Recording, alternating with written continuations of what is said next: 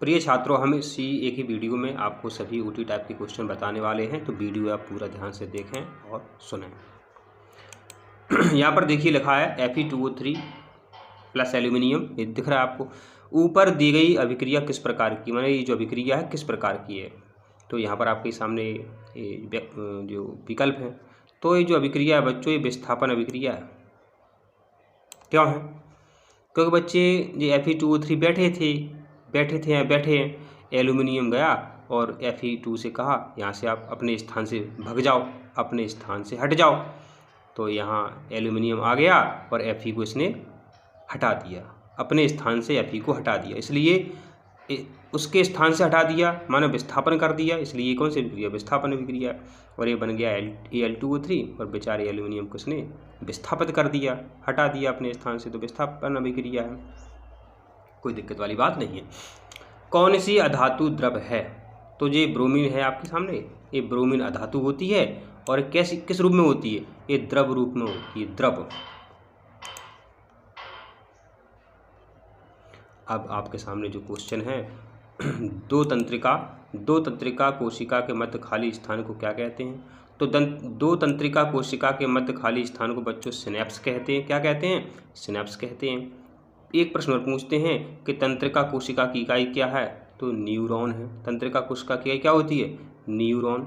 ठीक है, तो यहाँ पर आपने क्या ध्यान कर लिया, दो तंत्रिका कोशिका के मध्य जो खाली स्थान होता है उसको अपन सिनेप्स कहते हैं। बीजाणु द्वारा प्रजनन किया जाता है, तो बीजाणु द्वारा प्रजनन जो है राइजोपस में किया जाता है। बताओ बीजाणु द्वारा प्रजनन किस में किया जाता है? बिल्कुल सही आपने सोचा है, राइजोपस इसका सही उत्तर है। आपका जो नेक्स्ट क्वेश्चन है कि मनुष्य में लिंग निर्धारण होता है, किसके द्वारा होता है? मनुष्य में लिंग निर्धारण होता है लिंग गुणसूत्रों के द्वारा। इसमें क्या लिखा है? गुणसूत्रों द्वारा।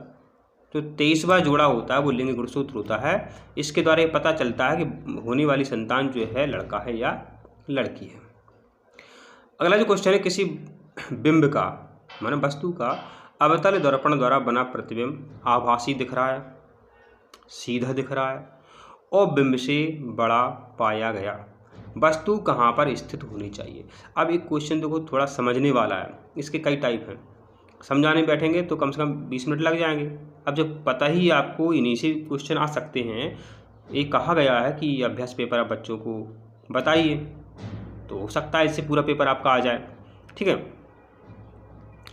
तो इसका उत्तर क्या आपका इसका उत्तर है आपका दर्पण के ध्रुव तथा फोकस के बीच। माने जब अवतल दर्पण के द्वारा वस्तु का प्रतिबिंब बन रहा है, अब वो प्रतिबिंब जो है बिंब से बड़ा है, आभासी है, सीधा है, तो वस्तु कहाँ पर रखी है? यहाँ पर ये चीज़ ध्यान देना, आभासी सीधा बिंब से बड़ा, आभासी सीधा बिंब से बड़ा प्रतिबिंब बन रहा है, तो वस्तु आपकी कहाँ है? दर्पण के ध्रुव तथा फोकस के बीच में रखी है वस्तु।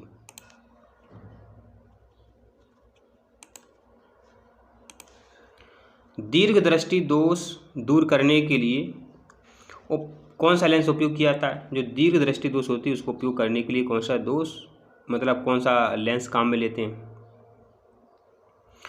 तो उत्तल लेंस काम में लेते हैं। अब यहाँ बच्चे कंफ्यूज रहते हैं। दीर्घ लिखा है, दीर्घ माना होता है दूर, दीर्घ माना होता है दूर, तो दूर दृष्टि दोष को दूर करने के लिए उत्तल लेंस काम में लेते हैं और निकट के लिए अवतल काम में लेते हैं। ध्यान देना, दूर के लिए उत्तल, दूर आ रहा है तो उत्तल लेंस है। ठीक है, ये इससे ध्यान देना। दूर माने होता है दीर्घ, दीर्घ माने दूर, दूर उत्तल लेंस ऊ आ रहा है, और निकट के लिए अवतल लेंस। यही परीक्षा में पूछते हैं, कठिन थोड़ी पूछते हैं प्रश्न। प्रतिरोध का मात्रक है, प्रतिरोध का मात्रक है, तो इसका आपका सही उत्तर कौन सा है? आपका इसका उत्तर है आपका ओम। प्रतिरोध का मात्रक क्या है? ओम। फिर ये हैं आपकी जोड़ियाँ, तो इन्हें अपन देखते हैं, मिलाने की कोशिश करते हैं।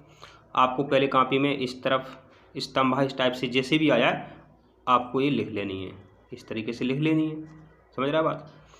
लिख लेने के बाद आपके सामने आपको सही उत्तर ही लिखना है, ध्यान दें, ऐसी लाइन वगैरह मत करना है, सीधे सामने उत्तर लिखना।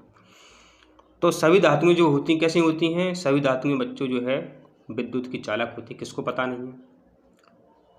जैसे लोहा है आपका, एल्यूमिनियम है, तांबा है, ये क्या है? ये चालक है। तो धातुओं के सामने आपको लिखना है विद्युत चालक। धातु कैसे होती हैं? तार बनते हैं इनके, तार लाइट के तार होते हैं, इन्हीं से बनते हैं, क्योंकि विद्युत चालक होते हैं। अब ये यहाँ पूछा है कि वृक्क की इकाई क्या है? वृक्क की इकाई क्या है? तो वृक्क की इकाई क्या है बच्चों? नेफ्रॉन है। वृक्क की इकाई क्या है? नेफ्रॉन है। यहाँ पर ध्यान देना। तंत्रिका की न्यूरॉन होती है, बच्चे गड़बड़ कर देते हैं। तंत्रिका की है न्यूरॉन और वृक्क की है नेफ्रॉन, ये आपको यहाँ पर ध्यान देना है।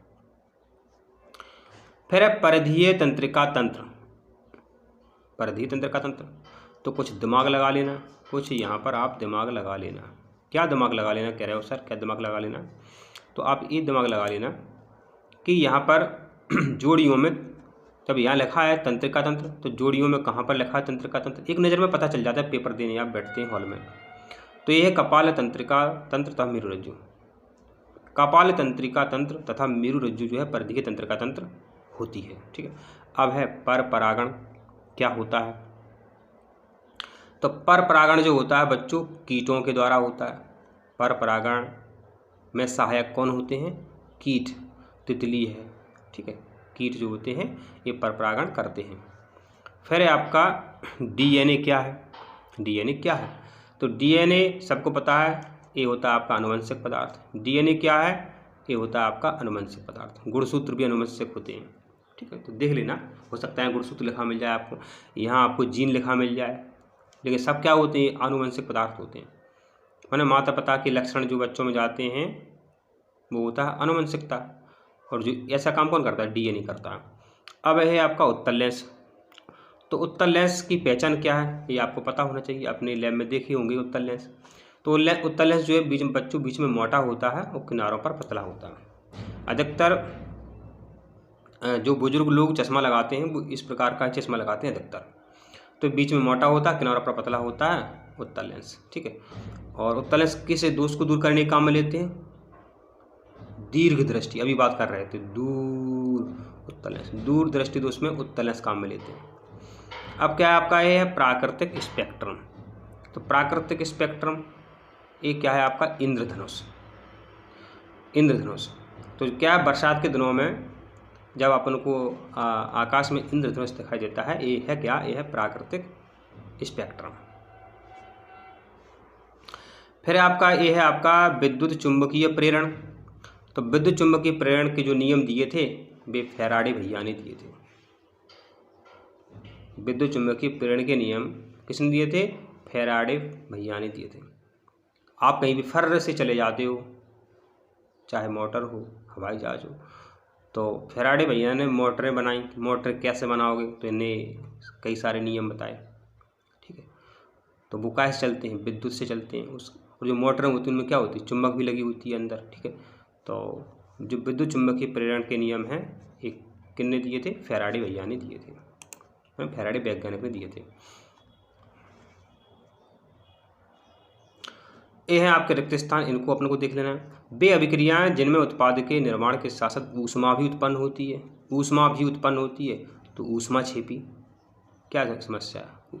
छेपी माने होता है निकलना, उत्पन्न होना। तो जब ऊष्मा निकल रही है तो ऊष्मा छेपी अभिक्रिया। अगर यहाँ लिखा होता ऊष्मा का अवशोषण होता है तो ऊष्मा शोषी। उत्पन्न हो रही है, उत्पन्न होना माने छेपी, तो ऊष्मा उत्पन्न को छेपी कहते हैं। तो क्या हो जाएगा? ऊष्मा छेपी, यहाँ लिखेंगे अपन ऊष्मा छेपी। ये है अधात्विक ऑक्साइड। अधात्विक ऑक्साइड प्राय कैसे होते हैं? अम्लीय होते हैं। अधात्विक ऑक्साइड जो होते हैं बच्चों ये अम्लीय होते हैं, और धात्विक ऑक्साइड क्षारीय होते हैं। जैसे आपने सोडियम हाइड्रोक्साइड सुना होगा, वो क्षार होता है लेकिन वो धातु होता है। ये लिखा है यहाँ अधात्विक। जब धातु क्षार हैं तो धात्विक ऑटोमेटिक अपन सोच सकते हैं कि अम्लीय होंगे, तो यहाँ पर अपन अम्लीय इसमें भर देंगे। मनुष्य में यहाँ पर मनुष्य में जनन होता है, तो मनुष्य में कैसे होता है? तो मनुष्य में लैंगिक जनन होता है। यहाँ अपन को क्या भरना है? लैंगिक।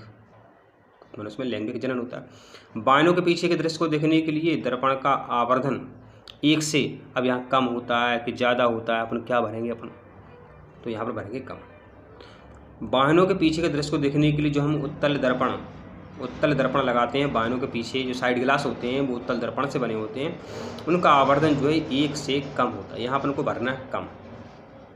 विद्युत विभव का एसआई मात्रक क्या होता है वो अपन को देखना है।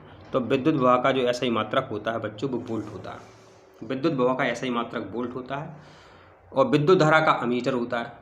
ध्यान देना, विभव लिखा है यहाँ पर, विभव तो यहाँ हो जाएगा वोल्ट, विभव यहीं से बना है, विभव वोल्ट, विभव वोल्ट, ठीक है। ऐसे मात्रक क्या है, वोल्ट है। चुंबकीय क्षेत्र रेखाएं एक दूसरे को, यहाँ पर क्या भरना है आपको, चुंबकीय क्षेत्र रेखाएं एक दूसरे को नहीं काटती हैं। अब यहाँ अपन को जो किताब में लिखा है वो भर देना है प्रतिच्छेद, ठीक है। तो यहाँ क्या भरना है, प्रतिच्छेद, या चुंबकीय क्षेत्र रेखाएं एक दूसरे को कभी नहीं काटती हैं, ठीक है। किताब में लिखा वो लिख देना, कोई दिक्कत नहीं है। एक पोषण स्तर से दूसरे पोषण स्तर के लिए ऊर्जा का स्थानांतरण कितने % होता है, तो 10% होता है। यहाँ अपन को क्या भरना है, 10 भरना है, यहाँ अपन को 10 लिख देना है। माने एक जीव से दूसरे जीव में जो ऊर्जा पहुँचती है वो कितने % पहुँचती है, 10% पहुँचती है बस। अब ये है आपके एक शब्द या एक वाक्य में उत्तर दीजिए। तो यहाँ पर देखो, अम्ल एवं क्षार की अभिक्रिया से बनने वाले उत्पाद का क्या नाम है। तो जब अम्ल और क्षार की क्रिया करते हैं बच्चों तो क्या बनता है, लवण और जल। उत्पाद पूछा सिर्फ, क्रिया पूछते तो उदासीनीकरण उत्तर होता है। उत्पाद पूछिए क्या बनता है, तो लवण बनता है और जल बनता है। जब अम्ल और क्षार क्रिया करेंगे बच्चों तो क्या बनेगा, लवण और जल। अम्ल और क्षार क्रिया करेंगे तो क्या बनता है बच्चों, लवण बनता है और जल बनता है। फिर किसी धातु को छोड़कर अन्य धातुएं कमरे के तापमान पर ठोस अवस्था में पाई जाती हैं। तो इसमें लिखा है कि जो धातुएं होती हैं आप सभी जानते हैं ठोस होती हैं, लेकिन ऐसी धातु कौन सी है बच्चों जो ठोस नहीं है, ठोस अवस्था में जो कमरे के तापमान पर ठोस पाई जाती है। प्रश्न का मतलब निकाल, किस धातु को छोड़कर सभी धातुएं ठोस होती हैं। तो माने जो छोड़कर की बात है ये माने या द्रव होगी या गैस होगी। हाँ, तो पारा, इसका उत्तर है पारा। पारा जो है बच्चों द्रव अवस्था में पाई जाती है। स्कूल में थर्मामीटर देखे होंगे आपने, उसके अंदर पारा भरा रहता है। पारा कैसा होता है, द्रव होता है, ठोस तो होता नहीं है, द्रव होता है। अब वो द्रव है और सब धातुएं ठोस हैं, इसलिए पूछा है इसने। वसा के पाचन के लिए कौन सा एंजाइम उत्तरदायी होता है। तो वसा के पाचन के लिए बच्चों लाइपेज, यहाँ अपन को क्या लिखना है, लाइपेज, ठीक है। तो अपन घी की रोटी खाते हैं, नहीं पच रहा है तो अपन लाइपेज वाला सिरप लेते हैं। तो वसा के पाचन कौन करता है, लाइपेज करता है। किस हार्मोन की कमी से मधुमेह रोग हो जाता है। तो इंसुलिन हार्मोन की कमी से मधुमेह रोग हो जाता है। किस हार्मोन की कमी से मधुमेह को और क्या बोलते हैं, मधुमेह को अपन डायबिटीज बोलते हैं। क्या बोलते हैं, डायबिटीज। तो इंसुलिन हार्मोन की बच्चों कमी हो जाती है तो डायबिटीज माने मधुमेह रोग हो जाता है, माने मूत्र में जो है शक्कर निकलने लगती है। बहुत खतरनाक रोग है डायबिटीज। ये किस कमी से होता है, इंसुलिन हार्मोन की कमी से होता है। और अब है पराग कोश से पराग कणों का वर्तिकाग्र तक पहुंचने की क्रिया क्या कहलाती है। सरल है, एक कहलाती है परागण, एक का हटा दो, परागण। पराग कोश से पराग कणों का वर्तिकाग्र तक पहुंचना क्या कहलाता है, परागण, परागण। अब है आपका दर्पण सूत्र, लिखिए आपका दर्पण सूत्र क्या है। तो याद कर लो, क्या दिक्कत है, 1/f बराबर 1/u प्लस 1/v। तो 1/f का मतलब बच्चों पता है आपको, फोकस दूरी, फोकस दूरी, फोकस सबने सुना होगा, ठीक है। तो 1/f बराबर हो जाएगा आपको 1/v प्लस 1/u, ये आपको याद रखना है यहाँ पर। फिर है आपका विभवांतर, विद्युत धारा एवं प्रतिरोध में संबंध लिखिए। माने ये पूछ रहा है कि v बराबर क्या होता है। ओम का नियम आपने याद किया होगा, तो v बराबर होता है IR। v बराबर आई, यहाँ आप लोग सूत्र लिख देना है, v बराबर IR, याद ही आपको। तो इस तरीके से आपने देखे कि हमने आपको सभी ये OD टाइप क्वेश्चन बता दिए। अब हम आपको नेक्स्ट जो सेट है उसके क्वेश्चन हल कराते हैं। वीडियो का पूरा देखते